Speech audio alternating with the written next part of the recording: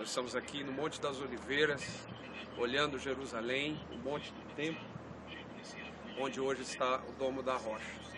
E eu quero compartilhar, olhando justamente para onde era o templo. Desse lugar, Jesus disse que não sobraria pedra sobre o templo. Essa palavra se cumpriu ainda naquela geração, no ano 70, o segundo templo, o templo de Zorobabel, foi destruído.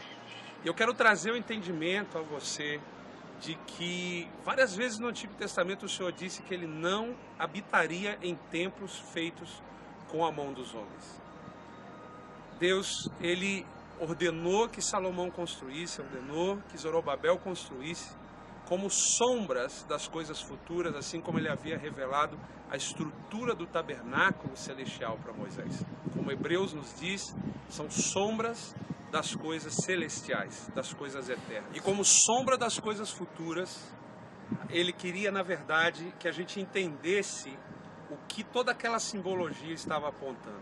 Ele não habita em templos feitos pelas mãos dos homens, mas Ele habita e quer habitar num templo que foi feito pelas mãos dele, e esse sou eu e sou você. Amém, querido? Você e eu hoje somos o templo do Espírito Santo. Desde o dia que Jesus morreu e ressuscitou, rasgou o véu do templo que era ali embaixo, Ele abriu o acesso e o Espírito de Deus, a partir do primeiro Pentecoste, pôde vir habitar em nós.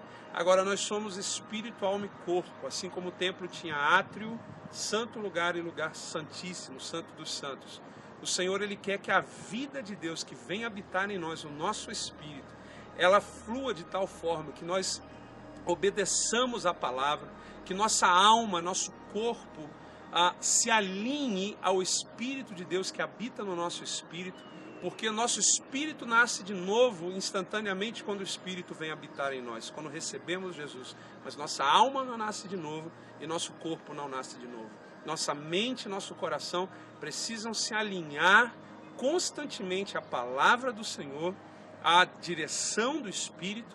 A ordem que nós temos do Senhor na nova aliança é sermos cheios do Espírito e andarmos no Espírito, obedecendo o Espírito, para que a vida de Deus, que está no Santo dos Santos, no nosso Espírito, possa permear o nosso ser, possa transbordar para a nossa alma, para o nosso corpo, e se manifeste através de nós para implantar, avançar o reino na terra, para tocar as pessoas e trazer a manifestação do reino, a autoridade do reino, o poder do reino para curar, libertar e para que outras pessoas também se tornem templo do Espírito Santo. Aqui à minha direita, ali para cima, há 3.000 anos atrás, 1000 anos antes de Cristo, o rei Davi entendeu que Deus queria habitar conosco na terra. E ele entendeu que no céu havia adoração contínua e intercessão contínua. Se você ler no livro de Apocalipse, o apóstolo João, ele vê o que acontece no templo celestial. Ele vê também o templo descendo do céu. Isso, Apocalipse é um livro profético, é um livro que mostra realidades eternas, não só realidades futuras. E o apóstolo João, ele viu o templo descendo, se abrindo nos céus, porque agora nós tínhamos e temos acesso pelo sangue do Cordeiro ao templo celestial, ao templo real e verdadeiro. Mas Davi entendeu o que acontecia nesse templo celestial, adoração e intercessão contínuas.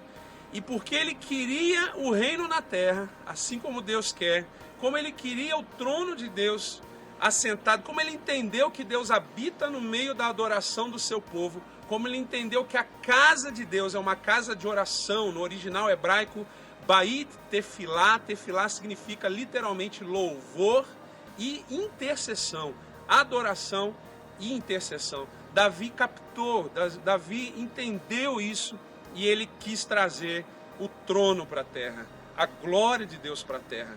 E para isso acontecer, ele estabeleceu turnos de adoração e intercessão aqui no Monte Sião, e a glória de Deus habitou sobre todo Israel durante 40 anos. Não havia nação inimiga que parasse diante de Israel, e a prosperidade do Senhor se estabeleceu de uma forma que Israel nunca havia visto. E detalhe, através da adoração que Davi instituiu, as 12 tribos de Israel, pela primeira vez na história, se uniram ao redor de um só propósito: a adoração, o desejo de atrair a glória, a presença, e assim o poder e a autoridade do reino é o que produz uma verdadeira unidade que vai unir todos os segmentos, todos os membros do corpo de Cristo.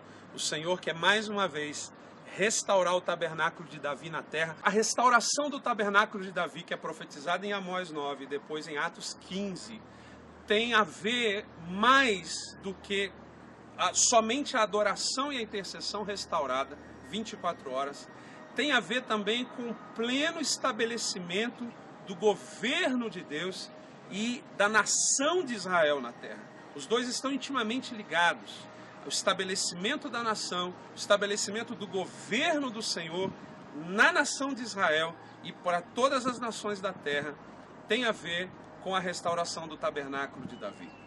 Mas, no sentido profético da restauração do tabernáculo, o Senhor, que se assenta num trono, que não é só um lugar de adoração, mas também é uma corte, é um tribunal de onde ele emite os seus decretos. Quando ele vem se assentar no seu trono, no meio da adoração e da intercessão, ele nos dá autoridade para liberar os decretos do seu trono, os decretos do seu tribunal, os seus juízos sobre a terra, e esses juízos estabelecem o reino paulatinamente nas cidades, nas regiões, nos territórios e nas nações. O Senhor está restaurando o tabernáculo de Davi, primeiro no nosso espírito, despertando o nosso espírito para a adoração e para a intercessão profética. Depois, casas de oração, 24 horas, facilitam esse propósito, no sentido que atrai a presença do Senhor de uma forma contínua, mas principalmente ativa novos adoradores e intercessores para levar essa autoridade e essa glória do reino, não só para as próprias casas de oração, mas principalmente para os 7 montes, para todas as áreas de influência na sociedade.